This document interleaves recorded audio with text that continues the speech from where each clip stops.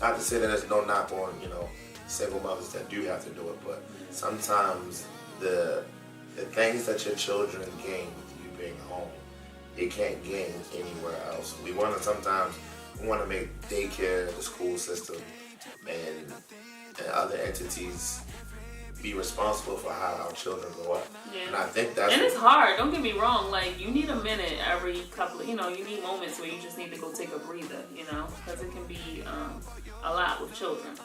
I know, April, you went away one time, and I was like, oh, I got this small thing, and when she came back, I had like a full beard. I looked like I haven't shaven. I looked rough. The house was a mess. Caveman. I mean, I looked like Castaway Tom Hanks. I was like...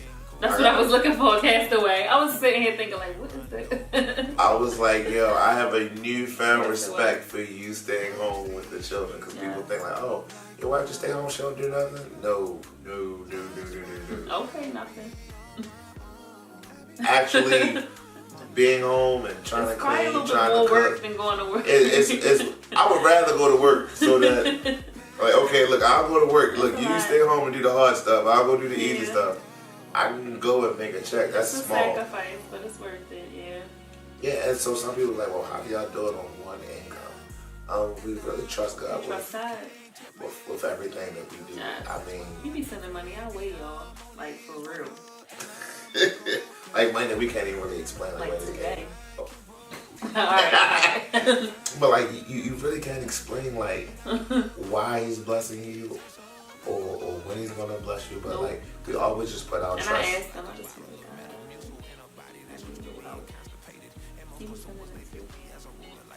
asking you to receive. I love him. But like, even like with our personality of how I am and how she is. I can be more of a saver, you can be more of a spender. It depends though. I used to be, it's flip-flop. Yeah, sometimes. I mean, for the most part, I'm more of the saver. I only have spending splurge every once in a while. And I'm more like, ball out. Yeah, he ain't trying to say nothing. I'm like, if we don't save, you won't have anything. He's like, oh, we can trust God. And my thing is like, I don't want to save to the point where though we don't live life. Right. I want to be able to live life and enjoy life and still have money somewhere saved up. So, I mean, I think it's not about being extreme this way or that way. I think it's more about having balance. Yes. So having balance is really key. Finding my medium. With personality, sometimes you just have to identify who is good with what. Because once you identify that, you have to be able to, again, go back to communicating and say, hey, look, you're stronger in this area than me. So Which is why you probably feel like it's okay to bring your money home and I manage it. Literally, I do all the bills and sometimes I don't even look at my check. Like, I got direct deposit, it goes straight into our account. Yeah. And so... He just may look at me like, babe, how much we gonna have left? That's it. After we pay everything, At the most. And I trust her to be able to manage where everything needs to go. Like, we've never had a yellow slip on our door, thank God. Thank God. And our bills have always been paid on time. Our bills have always been paid on time, and God has always made a way. And I don't micromanage her, using the money. Whatever she sees fit that is needed for the house, I allow her to do that. Like, okay, babe, I trust you. We're together in one.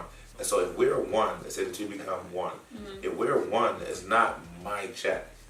You know what I mean? It's our check. And so we do what we need for our home, for our family. And so looking at it that way, it keeps us a little bit more cohesive. Right. It's not like we're like roommates, like, oh, I'll go half on the rent, you go half on the rent. You know what I mean? It's like whatever money comes in the house, it's our money. Right.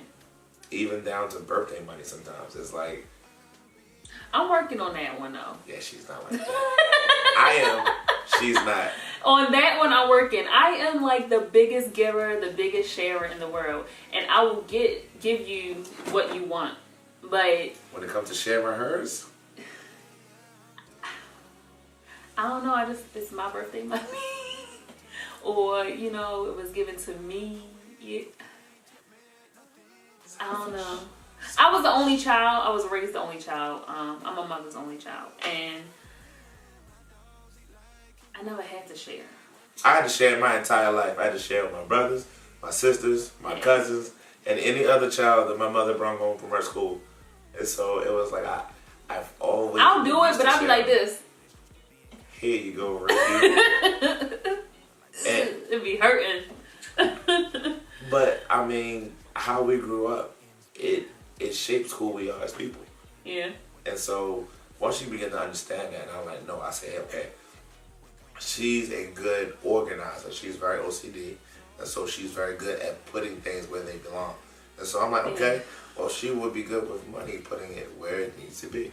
And so I trust her with that. Yeah, my OCD can get out of hand sometimes, but y'all pray for me. Pray for me. But I mean, I think it's just good. And but even when we talk about the personalities, that's where the power play comes in. Mm-hmm. So what is power play? I mean, you really don't play. You don't pull that card on me. Like, I'm the breadwinner. But what is power play though? Power play is like pulling a power card. Like, who carries the weight? You know what I mean? Mm-hmm. Like, pretty much like I work every day. You stay at home. You take care of the kids. Stay in your lane. I work. You do you. I do me. That kind of thing. But you never carried it like that. You always made sure that I was included with everything. You know what I mean? And I think that people trip up with the power play because it has really divided the family. Because at one point, back when our grandparents or great grandparents or some of y'all even parents, the husband went to work and he came home and he expected his plate to be done and the kids to be taken care of. He would go to sleep or go out to the bar or whatever he would do, and then go back out to work, and that was his only job. His only job was to go to work. Yeah. And by him being the breadwinner, he dictated certain things that I feel like, as we become into the new millennial or millennial woman, they are a lot more educated, they're a lot more further in their careers, and they make more money. And so now the roles have kind of been switched to as though now the woman is in charge of the cash flow. And so he who has the cash makes the rules. And I feel like things have shifted to where women are now like, I make enough money that I am independent and I don't have to put up with just being a seasoned homemaker. I'm not going to be how my mother or my grandmother was, stuck in the kitchen with an apron watching kids. I got my own dreams, my own aspirations. I got things that I need to accomplish for me. But again, they say I am me. That's the problem. Yeah. So a lot of times women pursue their dreams and their careers, and not to say that it's selfish, but I feel like the husband and the wife aren't on the same page. Sometimes the husband could be pursuing his career, and the wife could be pursuing her career, and the children are left in the middle, and it drives a wedge between the husband and the wife. Yeah. Because they're so focused on their careers. Or you can have where the man is focusing on his career, and the woman is now found caring for the children all along. And now she's absent. Like, you can be in the home but still be absent. Yeah. And so now financially, she's depending on him to make the money. And some men, I'm not going to say men, males, abuse that to where as though they know that the woman has no other place to go. Right. And so they'll treat her any type of way, maybe even cheat and do all types of things because she can't go nowhere because I'm the breadwinner. And so they play that card and they mentally abuse women. I'll be homeless on the street before that happens. What? Where'd that come from? I see this. That caught me off guard. Like, no, I'm just saying. Like, I wouldn't want a woman to think like that. Like, right. I have to stay in this abuse. Like, it's okay to walk away with nothing. Like, when you trust in God, He'll carry you through. You know what I mean? Right. But even before we get to that point, communication about the power play and the power roles is important, because sometimes we get to the point where we want to walk away before we even diagnose what the situation is and see if there can be any resolution to it. Right. You know what I mean? Sometimes it's the easy thing to do is not always the right thing to do. And so sometimes it's easier to walk away. The hardest thing to do is tell somebody, "Yo, I was wrong." Yeah. You know, or this hurt me. Yeah. Sometimes that's the sometimes hardest it's hard conversation. to work on it. Working on something is hard, you know. Yeah, but for better or worse, Yeah. for richer or poor, sickness It's and health. hard, but it's worth it. Yeah. Yeah, it's so worth it because Yeah. there were times when I felt like, you know, even with me being the breadwinner, and when you would have things that you were, you know, Or difficult. I don't want to say hard. Shine bright, ice cold bars, Klondike, and I never move with the white. This ain't blindside, oh. Finite, but you feel the spirit, whole flow, shine light, so glow. Every lyric sing cold, so most po, favorite 9 light rondo on my glow when I pivot, oh.